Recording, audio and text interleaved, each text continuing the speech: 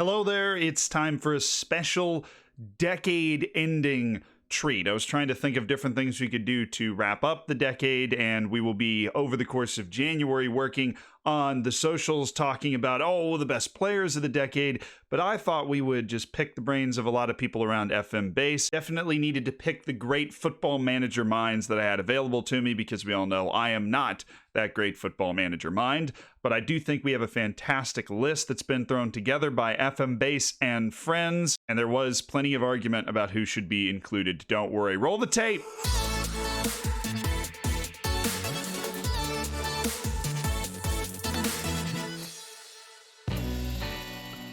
Now for what I'll call the requirements portion, what you need to be considered a Wonderkid in the last decade, because there might be a lot of names that you are hoping to see, but if they weren't under the age of 20 by FM 10, then they don't count. Or there are plenty of people that we were talking about that in FM 08, FM 09, they were really talented young players, but by the time we got to FM 10, they weren't that talented anymore, or they didn't have the type of potential you need to be on a list like this. So keep that in mind. What we also wanted to avoid was just picking the players that ended up being the best now. We wanted to find the people that were the highest potential then. So we weren't just taking everybody from FM 12 to FM 10 and basically picking the world best 11 today, because we know those players are going to be good. So we wanted to avoid that. And you just had to be a really, really good Wonderkid that a lot of people loved, and we can confirm had fantastic potential, and we're under 20 years of age from FM 10 to FM 19.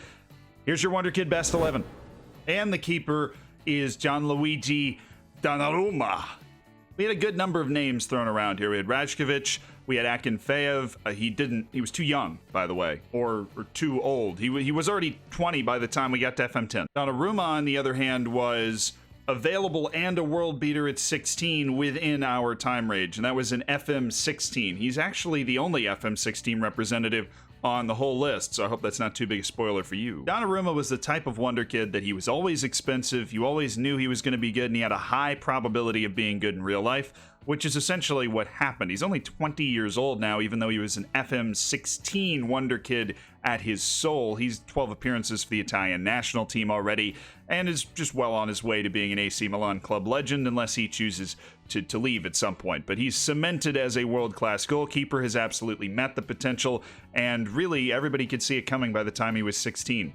And there was no significant competition for this spot on the list, at least that we ran across. There's also no significant competition in terms of number of syllables from anybody else on this list. I don't think he's ever had that problem, though. Gianluigi Donnarumma.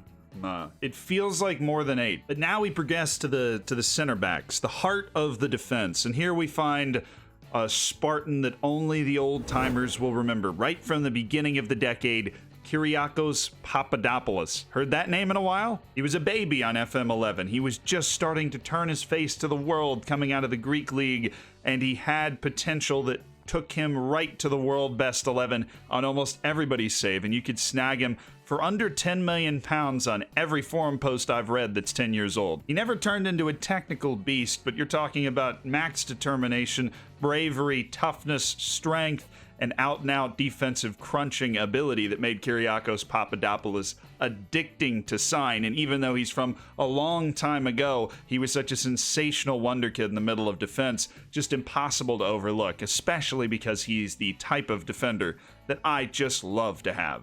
Unlike the man that opened this list, Papadopoulos has not reached that potential like Donnarumma has. That's not to say that he's had some sort of Freddie Adu-like flaming out, but he hasn't reached a world best 11 competitive level. He's still making a lot more money than I am, though, so I shouldn't talk too much. He's bounced around Germany, eventually landing with Hamburg in 2016, where he's played 45 times in league play in the last 4 seasons, which is a perfectly good amount of playing time. He's got almost 30 caps for the Greek national team, so while he's not an incredibly regular feature, he still is somebody that breaks into that side and can basically rely on a call-up every time the team gets together. He's a good player, he's just not a great one. But he was a great one in FM 11, so it's amazing how that feels so long ago. He's only 27. Maybe his best days are ahead of him. He's just hitting his prime. We'll see what happens at Hamburg this year. I don't know. I haven't watched Hamburg.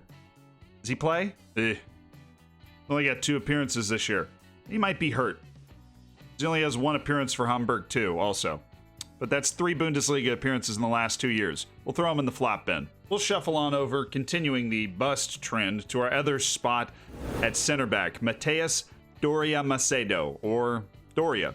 When you're 18 and you already have a cap for the Brazilian national team, it's hard not to have a lot of hype building up on you. And by the time FM14 hit, Doria was one of the best center defensive prospects that had ever been seen in the game series. He started with really good attributes, had the opportunity to get them a whole lot better, and unlike Papadopoulos, he did not have 2 left feet.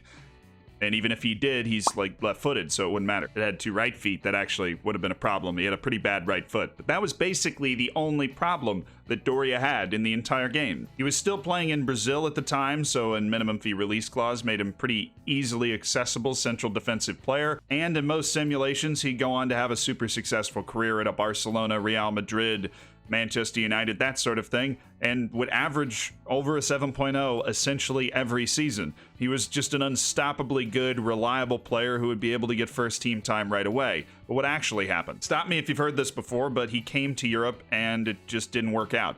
Played for Marseille, made 26 appearances, and now he's back in Brazil getting first team playing time and I'm sure having a fantastic life, but it just wasn't to be across the pond for him. Santos Laguna's happy to have him. He's one of their best players, but he still only has 1 appearance for the Brazilian national team. He's just 24, but it looks like he's already crescendoed. Fairly unfortunate story for our 2 center backs, but our fullbacks, at least one of them's had a different story, and we'll start with that one. On the right, the Wonderkid best 11 top right back in the last decade is Trent Alexander-Arnold from FM17. He offers moldability and versatility, but when you're looking for Wonderkid fullbacks who are just naturally fullbacks, it really is hard to do better than Liverpool's still young hotshot. On FM17, you'd find a player that was obviously a difficult player to reach because he's already on Liverpool, but someone that had all of the tools set to develop and a very balanced set of attributes that would take him right through the roof, essentially wherever you decided to put him. But working as a fullback, he's able to bring a diverse set of skills to bear that just most fullbacks aren't able to bring. Usually you get somebody who's pigeonholed in one direction, and very rarely do you get someone who's comfortable playing on the outside of the defense that can do everything. It's a luxury the best teams can have, and it's what makes a Wonderkid who grows into that essentially every time indispensable. In terms of how he's fared since achieving this godlike Wonderkid status to make the decade Wonderkid best 11, well, he's just gone and reached about everything you could possibly have hoped from him in FM17. He has 72 appearances in the Premier League, 56 wins, only 5 losses, also has a couple of goals. He's got a little-known thing called the Champions League in his back pocket, and he's also looking in line for the Premier League. Sorry, everybody that's rooting against Liverpool, but this kid is really, really good and deserves to be on this team. For how good he was in 17, and boy, I don't think anybody could have had it gone much better for them so far. At this point in their career, how do you top that? They only lost 5 times in his whole Prem career, his 72 appearances. It's ridiculous. Rounding out the defense, we head over to left back. And here I'm not putting a traditional left back, but somebody that just absolutely needed to be fit into this team somehow, and this was the way to do it. Eder Alvarez Balanta. You've heard of him. A Football Manager 14 mainstay. I mean somebody who could compete for the title of best player in the world. Absolutely outstanding defensive player, very athletic, incredibly intelligent, and that would just offer you enough going forward to make him very dangerous. It could just about pocket anybody trying to attack him on the outside also. Fun fact, he had the exact same potential ability rating as someone named Paul Pogba, who I'm pretty sure you've heard of, but plays for United, even though he's falling out of favor. Man has a World Cup. Unfortunately for Balanta, he does not. He does, however, now have 8 Colombia appearances, and despite not reaching the same potential as Paul Pogba, Balanta's had a very okay career and does still feature in first teams in Europe. He played for Basel for the last few seasons. He's on Club Brugge this year. He actually has a goal in the league, made 5 Champions League appearances for him too. So he's still churning along, and who knows, maybe he's got a late burst of potential in him. Probably not likely. He's in the middle of his career. He's 26 years old now. Only 26. Coming all the way from, FM14. Feels like a long way. Now we take a perilous step into the midfield where there are 1,000,001 different options. So the way I'm going to do this is we're going to start with a more defensive midfielder, go to a central ball-playing midfielder and then work our way to an attacking midfielder so we cover the midfield three. And the defensive midfielder, it was hard not to go with the hard-charging man from Bochum, Leon Goretzka. FM13's version of Leon Goretzka was virtually unstoppable in terms of stamina and sheer willpower. He was a rough and tumble player, a glue guy, the type of guy you would just love to plug in to your team at any level, really, and he had the ability to stick at the highest one. Weirdly enough, for a position that is obviously not considered explosive or life-changing, one of the most common names that was discussed from all the people we talked about, all the different people I talked to, was Goretzka. He just came up time and time and time again to a point it just made it impossible to not have him, because it seemed like everybody was super eager to talk about their great experience with Leon Goretzka, probably because he was signable for about $2.5 million right at the start of the game. So everybody could get on the Goretzka train, and once you were on the Goretzka train, you got 14 great years out of him, making 40 appearances a season. He never got hurt. That was also something more than one person talked about. He's one of a few players that's also on this list that we had multiple options. We could have picked the FM14 version or the FM13 version of Goretzka. We're going to go with the FM13 version because it looked like FM13 Goretzka was a little better defensively, and 14 he got better offensively, so good for him. He is officially classified as an FM13 representative. As for how his career has turned out, of course, in 14 he would have already been at Schalke. He's now at Bayern Munich. He has almost as many appearances with the German national team as his age, which is 24, and plays plenty for Bayern. Made 30 appearances and scored 8 goals in his first 2 seasons. He's not considered an all-timer, but he still certainly could be growing into the type of player that he was predicted to be. So good on Football Manager, Leon Goretzka, FM13, everybody. Now for the one that I know I'm going to get the most heat for, the ball-receiving and ball-moving central midfielder. We're going to go with our FM19 representative, the newest representative on the list for the all-decade Wonderkid team, and it's Sandro Tonali. This was one of the tougher decisions that we had to make. One, you did feel like that we shouldn't shortchange the newer people just because we don't know how it turned out yet. I feel like there was some recency bias there that I was trying to push through, and I don't think I overcompensated in pushing through it because no one has ever had a bad Sandro Tonali experience. Turns into what I call a ball-moving midfielder, the type of person that he's not going to be unbelievably majestic running with the ball, and he's not going to score you 30 goals in a season if he gets hot, but he is so good at receiving the ball and distributing it to keep your team moving in the right way. He can also play as a holding midfielder if you need him to, and the FM19 version of himself would always end up in the world best 11, it seemed like. And how do you discredit that with someone that is so good at developing at the exact position that there seemed to be a little bit of a deficit in our Wonderkid decade best 11? Sandro Tonali, you're in. As for how his career has been going, well, he's still with Brescia, and I'd recommend picking him up in FM20. He helped Brescia get promoted to Serie A, and he's made 17 appearances, scored a couple of goals, bagged a few more assists than that so far in Serie A on a team that obviously is going to be at a competitive disadvantage most of the time. He's also only 19 years old now, so the future is still potentially bright for Sandro Tonali, but he has not had his big club breakthrough yet, as is foretold by the Football Manager gods. Ooh. Taking a break for a second, just a quick reminder, if you've enjoyed the video so far, if you enjoy a lot of the other content you see while you're exploring the channel, please hit the subscribe button, and you can like this video in particular. That does us a lot of help, lets us know if we're doing the right thing. You can also follow me on Twitch. I stream 4 days a week, normally playing Football Manager. On Sundays, we vote on whatever we're going to play. And you can come play Football Manager too, hang out with me, talk about your save. Back in. Now that brings us to attacking midfield, where there was a fairly clear-cut choice and someone that outside of Goretzka was also mentioned a ton. He also adds to the list of Donna and Trent Alexander-Arnold, who are actually still on the same team that they were on before when they were actually Wonderkids, and that's Martin Odegard. I know I'm not going to say it right, and I'm sorry, but I got close. He's only 20 years old now, but in FM15, when he was 15 years old, he was a bucket of filth. One of the best-looking 15-year-olds I've ever seen, and I have looked at a lot of 15-year-olds just putting this video together. Odegard's FM15 banner. Oh, look at that. Come on. That's outrageous. Before he was even that old, he made 23 appearances for Strom Godset. That's what allowed Real Madrid to say, hey, yeah, we're going to sign this kid from Norway. And I mentioned he's only 20 years old now. He continues to get loaned out from Real Madrid, but the way Football Manager has him rated, he is developing well. Is he turning into arguably the best player in the world?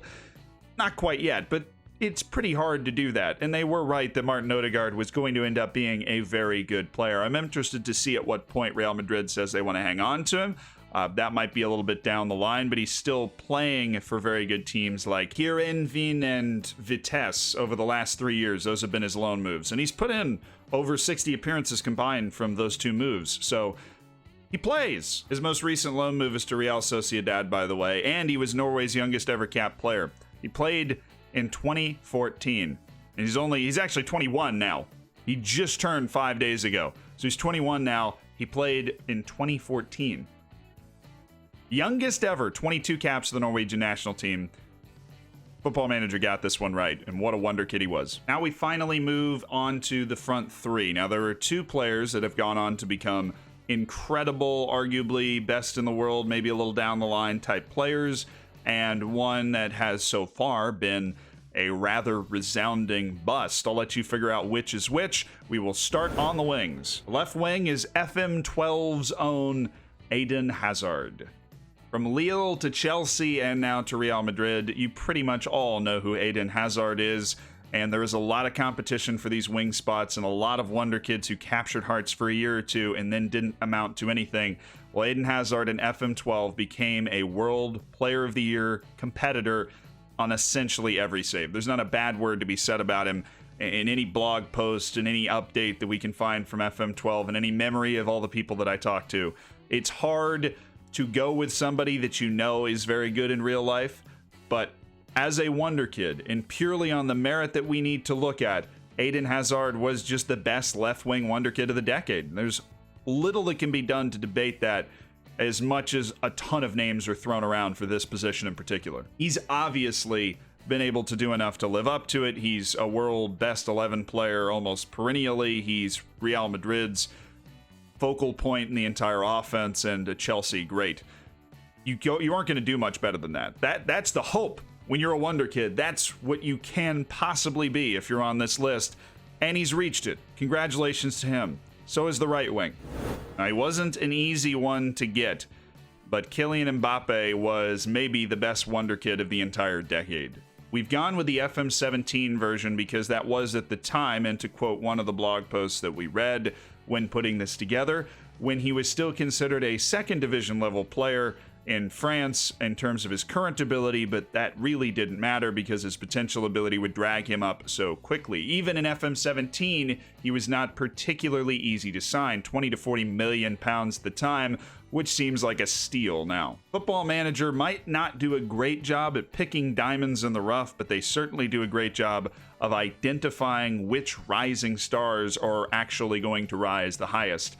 Mbappe's had an entire career, and I gotta check this to make sure. He is 21. He is just now legally able to drink in the United States as of 2 days ago. He's got multiple league titles, multiple personal awards, and a World Cup. He should just retire now. Those two players definitely deserve to be on this list. They were the best wonder kids at their position over the last decade. But it's just more fun to talk about the guys that were wonder kids, and they just didn't hack it. That would be our final member of the Wonder Kid Decade Best 11. The amazing Carlos Fierro. Oh yeah. The Mexican striker from Guadalajara was another name that was tossed around by almost everybody I talked to. Fierro.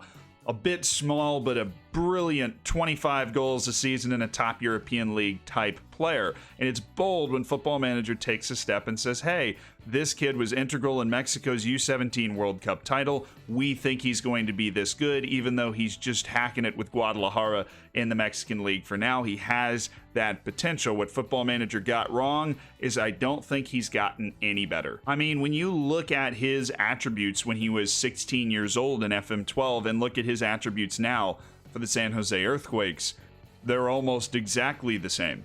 And you feel bad for him, obviously, because this put a lot of undue pressure on him, but he was the best striker wonder kid of the entire decade in terms of goal scoring consistency. And what can you value in forwards over anything else? Real central forwards, the guys that are relied on to score the goals, the intelligence. And Carlos Fierro was touted and projected and did develop remarkable composure, concentration, and all the intelligence traits that made him so hard to defend for a full 90 minutes in FM12 once he had a couple of years to develop. He never made it out of the Western Hemisphere, by the way. Never even got the shot, played with Chivas Guadalajara until 2018. He's now in the MLS. In his age 25 season, obviously the MLS being a summer league, he only made 7 appearances for a meh San Jose Earthquakes team. Not at all what he would have envisioned. Also, never made a single Mexican national team cap at any point in that meteoric rise and fall. And perhaps most impressively, has only scored 1 professional goal since 2017. It's hard being a Wonderkid, and he deserves to be on this list. But when you compare that to his company is Hazard and Mbappe up top, ouch. And that's it. That's the entire Wonderkid Best 11. It's quite the team, and you run the gamut from a guy who's riding the pine for the San Jose Earthquakes to a guy who is largely going to be considered the best player of his generation, and Football Manager was only able to call it on some of them. It's a hard job that Football Manager has to do, but they do give us some names that capture the imagination. And the reason that 10, 15 people tell me Fierro, Fierro, Fierro, I don't even know where he is anymore, and neither do they. But he'll always have a spot right next to Freddie Adu on our Wonderkid Best 11. And by the way, before you go into the comments and say, where is Freddie Adu? He was already bad by Football Manager 11. He just, or FM10. But really, we didn't find anybody on FM10, did we? We did accidentally almost hit 1 from every game in the decade. So enjoy, have a great next decade, and may there be many more Football Manager Wonderkids to come. That sounded good. That was pretty dramatic. Oh, let's go!